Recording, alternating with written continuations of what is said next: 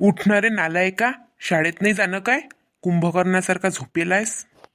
झोपू द्या ना बाबा 5 मिनिटं. एवढ्या थंडीचं सकाळी सकाळी कोण उठते? लेकराचा जीव घेता काय? तू या 5 मिनिटाची अशी की तशी उठत की देऊ एक कानाखाली? नाही उठत, जा व्हा. फट्टेशी जाय वय तोंड धुणे. आई, आई, इकडे वा आई. काय झालं रे? काऊन वळलावून राहिला?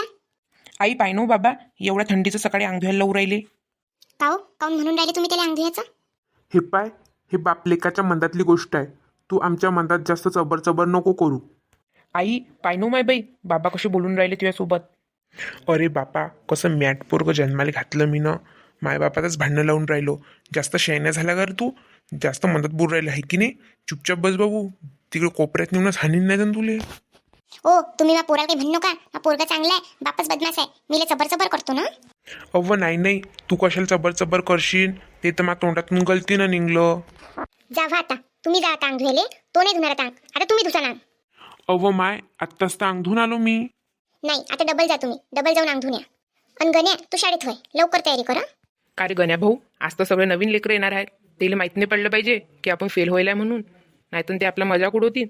डिंग्या, ते काय आपला मजाक उडवतील? आपण सिनियर आहे. जास्त जर काही बोलले की नाही, चांगलं झापून आपणच तेले. तू काय भिऊन राहिला? गण्या भाऊ आहे त्यासोबत. Good morning sir. Good morning. बसा. Good morning sir. अरे किती वेळा गुड मॉर्निंग झालं ना? एक वेळा. अरे ऐक बरं. अरे ए महाराज, तुलेच म्हणून राहिलो. तू काय इकडे तिकडे पाहून राहिला? काय सर, मला म्हणून राहिले काय? नाव काय आहे तुझं? सर गण्या. जाय बरं चॉक घेऊन ये. हां तर लेकराई हो, एक गोष्ट लक्षात ठेवा, रोज टाईमवर यायचं. सर मी आय कमीन. एवढ्या वेळचा कुठे होता रे शायन्या? सर टॉयलेटला गेलो होतो. बरं, पुढच्या वेळेसपासून घरूनच करून येत जाय मॅट डोक्याच्या.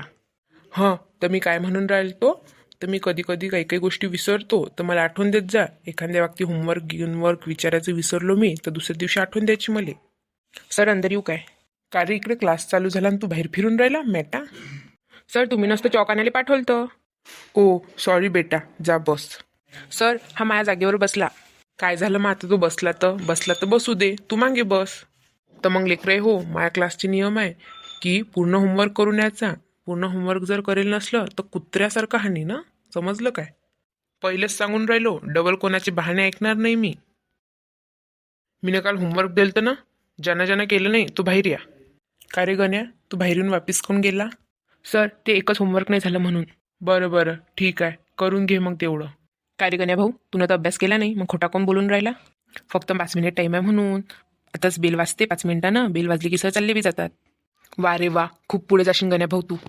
फक्त मिस थोडी आहे डिंग्या, तुझ्या साईडवाल्यानं तर नोटबुक बी नाही आणेल. वा रे वा, मग दोघं सोबत पुढे जासान तुम्ही तर. का रे गण्या, झाला का तो एक क्वेश्चन लिहून? सर झाला, फक्त 2च मिनिट.